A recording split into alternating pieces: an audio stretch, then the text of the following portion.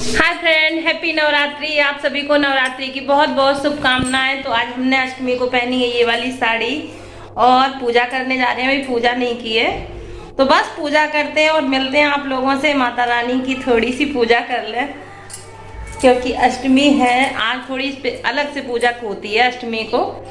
तो बस पूजा करके मिलते हैं आप लोगों से। और मेरी माता रानी बैठी हैं बहुत अच्छे से, जोत भी जल रही है उनकी और पूजा भी होती है हमारी।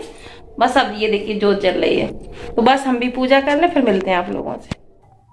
तो फ्रेंड्स ये देखिए आ चुके हैं पूजा करने के लिए, बिल्कुल रेडी हैं और सारा सामान सब कुछ रख लिया है। माता रानी की जोत जल रही है और बस पूजा कर लेंगे। जो दिया जलाया हमने इसलिए इसको जलाया है अखंड ज्योति से, क्योंकि अखंड ज्योति की जब बत्ती ठीक की जाती है तो उससे अपने दूसरा दिया जला लो तो तब क्या होता है, अगर अखंड ज्योति की बत्ती डूब भी जाए तो उसे क्या होता है कि उसी दिए से फिर से जला दो।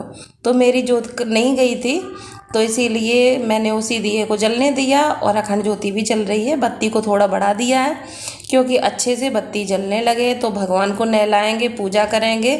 और ये मेरे भगवान ऊपर अलमारी में भी रखे हैं तो इनको सबको नहला के तैयार करेंगे।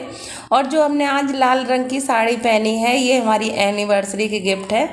इसमें काफ़ी चौड़ा सा रेड कलर का गोटा भी था और ये साड़ी 15 साल पुरानी है। हमको इन्होंने मंगवाई थी अपनी बहन से कि हमारे लिए साड़ी ये ला दें। तो ये साड़ी लखनऊ से आई थी, तब बहुत ये साड़ियाँ बहुत ज़्यादा चल रही थी, चलन में थी सितारेदार ये साड़ी। तो रेड कलर की वजह से हमें ये साड़ी बहुत ही अच्छी लगी और इसका हमने गोटा हटा दिया। बहुत ही ज़्यादा वो टाइट जैसा चुभता सा था और उसकी फैशन भी ख़त्म हो चुकी थी तो हमने हटा दिया।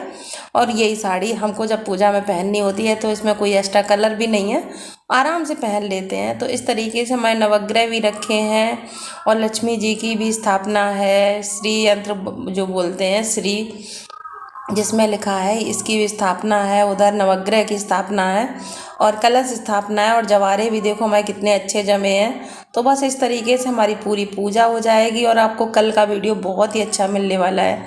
कल कन्या पूजन होगा, हवन होगा और सभी रिश्तेदार अपने घर में आएंगे तो सबको बिठाएंगे उठाएंगे और पूरा वीडियो आपको दिखाएंगे कि कौन कौन हमारे घर में आया। तो कल का वीडियो ज़रूर देखिएगा और आपको बहुत अच्छा लगेगा। कुछ लोग ऐसे भी आएंगे जो आप पहली बार देखेंगे और आपको ये भी चीज़ देखने को मिलेगी कि मेरे यहाँ कन्या पूजन किस तरीके से होता है। जितनी जगहें होती हैं हर जगह अपने अपने सबके अलग रीति रिवाज होते हैं, देश रीति, कुल रीति, घर रीति, हर तरीके से इतनी रीतियाँ होती हैं कि हर किसी की रीत नहीं अपना सकता है। सबके हर घर की अलग एक रीत जरूर होती है अलग से। तो उसी तरीके से हम भी पूजा करेंगे जैसे हमने की है और करते आए हैं, क्योंकि जो ये नवदुर्गा का व्रत का उद्यापन हम कर रहे हैं तो ये व्रत हमने मायके से शुरू किया था। तो मायके से शुरू करने के बाद मैंने इसका अभी उद्यापन नहीं किया है। शादी हो गई, बच्चा भी हो गया, सब हो गया तो इसका उद्यापन करना बहुत ज़रूरी होता है। ज़्यादा दिन नहीं रख सकते हैं, फिर दोबारा से शुरू कर सकते हैं। और इस साल अधिक मास की वजह से अधिक मास और 9 पूरे दिन का होम पड़ा है। जो होम बोलते हैं अग्यारी करते हैं, पूरे 9 दिन पड़े हैं। कभी कभी क्या होता है अष्टमी नवमी एक ही दिन की हो जाती है तो वो नहीं है, अष्टमी नवमी एक दिन की नहीं है, पूरे 9 होम पड़े हैं। तो इसीलिए इस साल बहुत सारे लोग उद्यापन कर रहे हैं।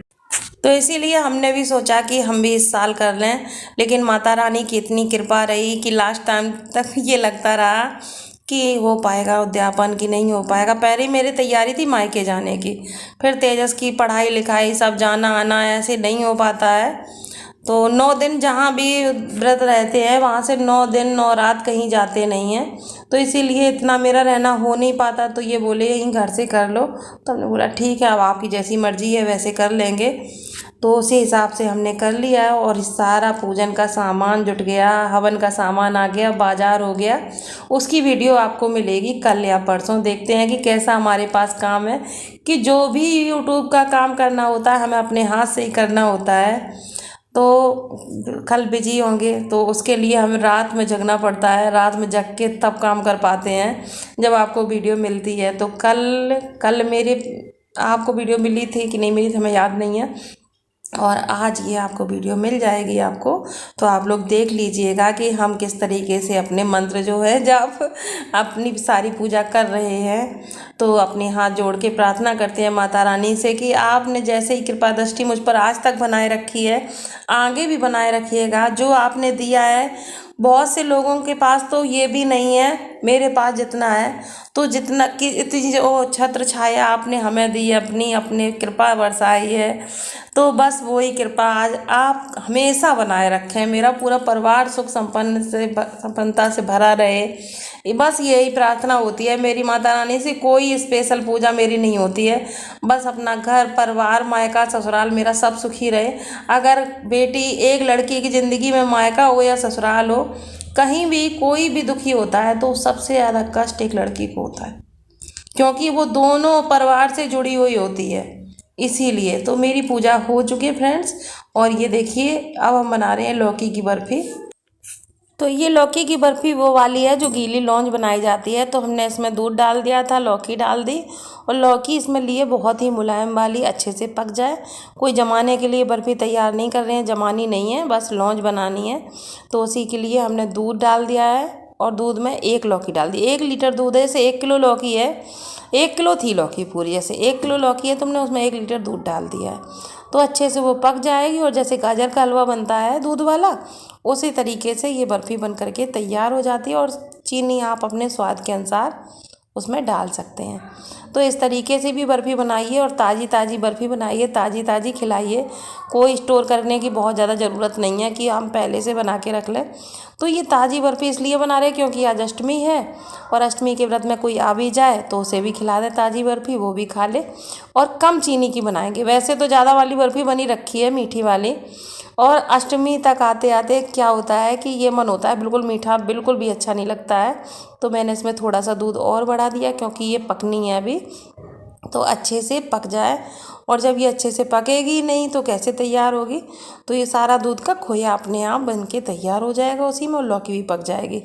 तो जिस किसी को इस तरीके से लौकी बनानी हो तो 1 किलो लौकी में 1 लीटर दूध डाल के इस तरीके से आपकी लौकी की बर्फ़ी बन करके तैयार हो जाएगी। तो ये देखिए मेरी लौकी ने इस तरीके पानी छोड़ दिया है, और ये रहा इसमें खोया, और इस तरीके से बन के तैयार होती है। आप खुद भी खाइए, अपने परिवार को खिलाइए, तुरंत आधा घंटा में बनने वाली बर्फ़ी तैयार है।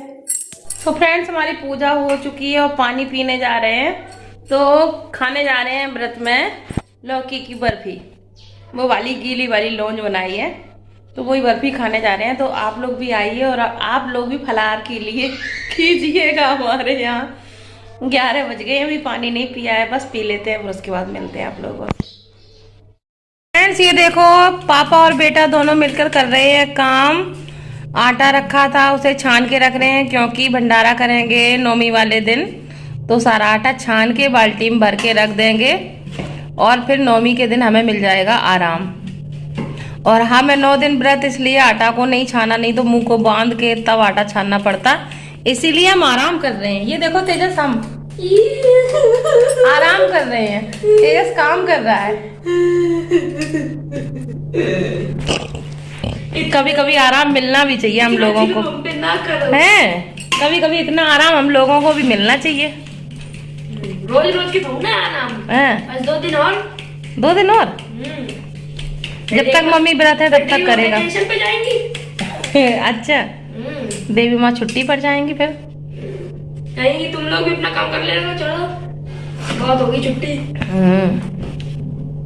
तो बस आटा छन जाएगा, और उसके बाद फिर और दिखाएंगे आपको कि हमारे यहाँ क्या क्या काम हो रहे हैं, कौन कौन से काम जारी हैं। नवरात्रि में पापा छान रहे हो, बेटा भर रहा है। नौमी मतलब रावण जब जाएंगे। नौमी को नहीं चलता है रावण, 10वीं को चलता है। तो 23 तारीख को। हाँ 23 तारीख को चलना। 23 तारीख को तो है, 23 तारीख को मंडे है। छुट्टी तुम्हारी बाकी है ट्यूजडे की, रावण की। हाँ अरे वाह, तुम दोनों दिन नहीं आएंगे।